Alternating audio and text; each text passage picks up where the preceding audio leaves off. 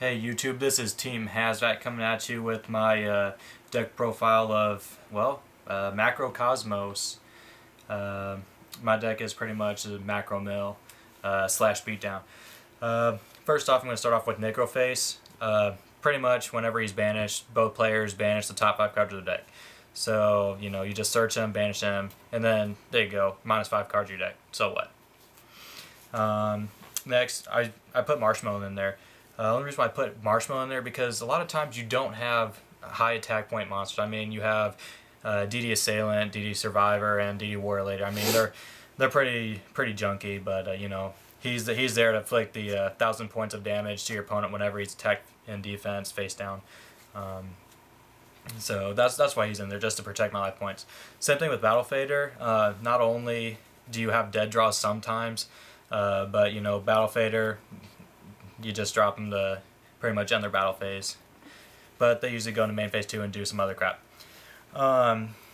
Divine Knight is Shark. He's a questionable card. I mean, I haven't played him yet. I mean, this Macro Cosmos is pretty much an impossible deck to master. I mean, there's different kinds. I mean, Divine Knight is Shark, whenever he attacks a monster and destroys it by battle, is banished instead. So if you don't have Macro Cosmos or Dimensional Fissure or anything like that, you just attack one of their guys and be like, okay, it's banished instead.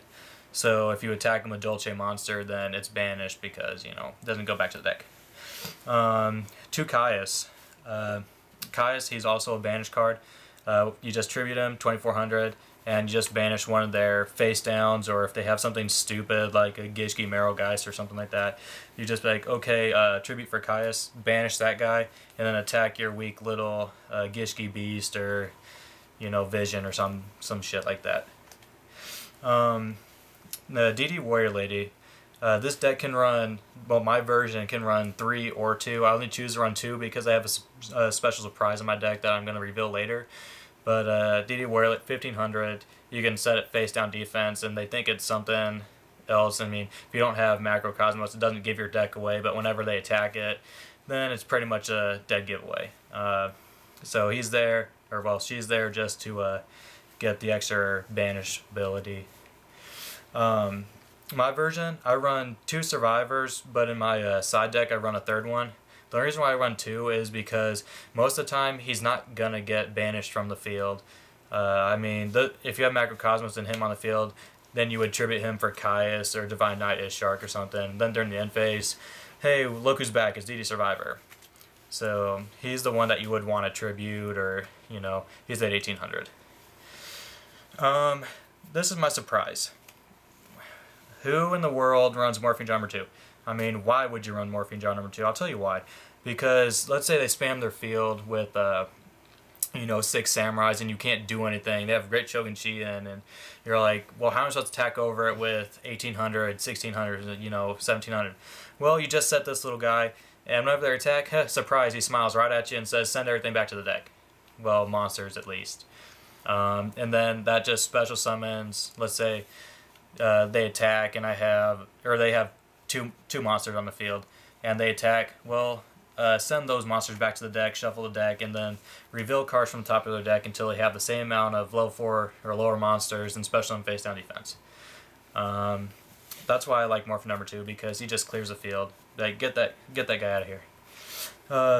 Regular Morphine Jar, the brother of Morphin number 2, he just reloads your hand, because sometimes in macro you just lay out your hand and you really can't do anything. So, just load up your hand. If you're going against wind-ups or something, Infernities, hey, surprise, load up your hand. Needleworm, he's the main miller, top 5 cards of their deck. If you have Macro, banish. If you don't, send him to the graveyard.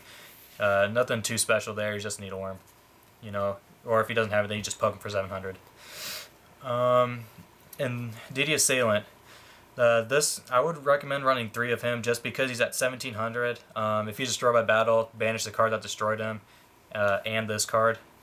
So not only do you have more banished targets, then you banish their guys instead.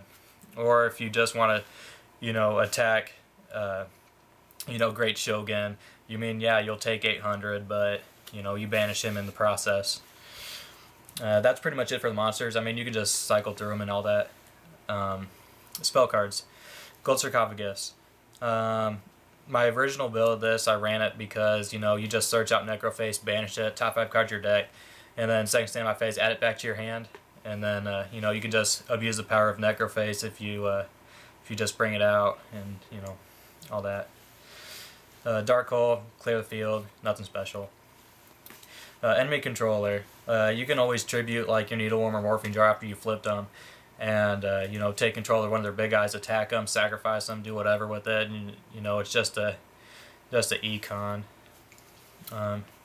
Card destruction. It's a good card just because of the fact that, you know, if you know they're running something that is hand reliant or, you know, has good cards in it, like, you know, I don't even know, you just be like, okay, card destruction, there you go, nothing too special.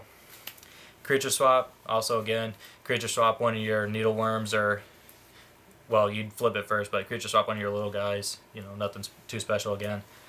One Mystical Space Typhoon. This deck could run 2 or 3, depending if you want to run Morphine Jumper 2, but I like Morphine Jumper 2 just because it's a field clear, and then it pretty much decks both players out, but in this deck, it's okay. I run 2 Gravekeeper Servants just because of the fact that it's more milling than top card of your deck if you're going to declare an attack. But if you have this card and Macrocosm on the field at the same time, they can't send a top card from their deck to the graveyard, so thus they can't declare an attack. So that's why Servant's in there, just for stall or whatever.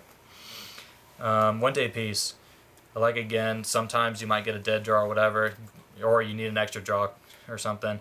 You just be like, okay, 1 Day Peace, no battle damage, but draw a card. 2-dimensional Fissures. You don't really need to run 3. You can if you want, but I mean, Dimensional Fissure is always a good one because instead of setting it face down, you just activate it if you know you're going to do some discarding or whatever. That's pretty much it for the spells. And then I'm going to go into traps here. Well, first off, the 3 Macrocosmos, whatever. Torrential Tribute.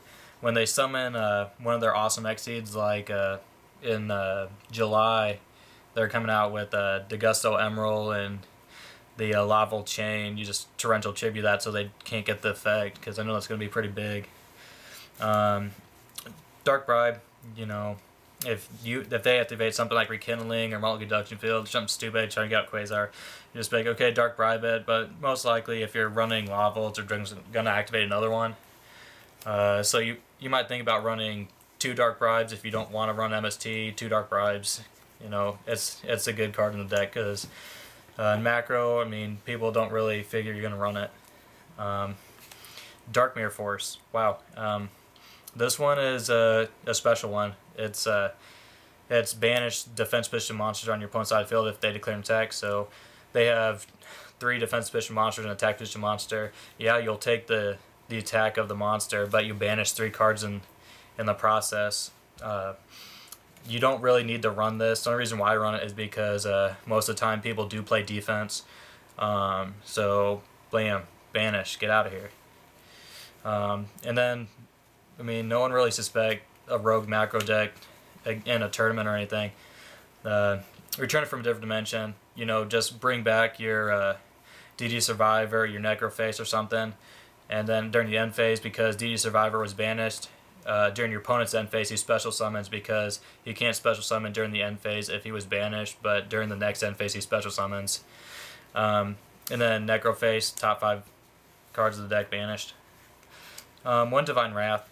I know Solemn Judgment, Solemn Warning is a whole lot better, but the only reason why I run Divine Wrath is because the ulti looks amazing. But then again, it's an old classic. Let's say you can't get over Odin, Asir, the Thunder, or something like that, because Nordics lasted 3 days, so you don't have to worry about seeing him again. DD Dynamite.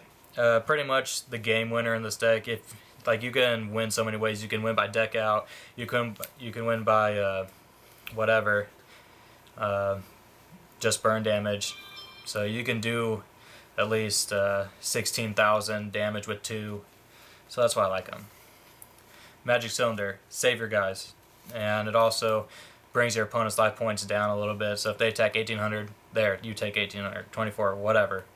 That just makes DD Dynamite a whole lot more powerful when they have less life points to go off of. D Prison. Yep, another banish card, as you can imagine, because this is a macro deck. But you attack, okay, banish. I mean, they really can't do anything about it. You know, Utopia, he can't cancel his attack because he's going to get banished already. But, you know, just the banished cards. Double Mirror Force. You know, it's pretty much a given because everyone's pretty much running 2 Mirror Forces, you know, in Lavos, Mirror Force, or, not Mirror Force, there's no such thing. But, you know, just double Mirror Force. So that's pretty much macro. Macro can go so many ways, but with this certain build, minus Divine Knight as Shark, I've never lost against another macro deck, so that's why this deck is a whole lot better than most macro decks you've seen out there. Hope you enjoyed and, you know, have fun playing.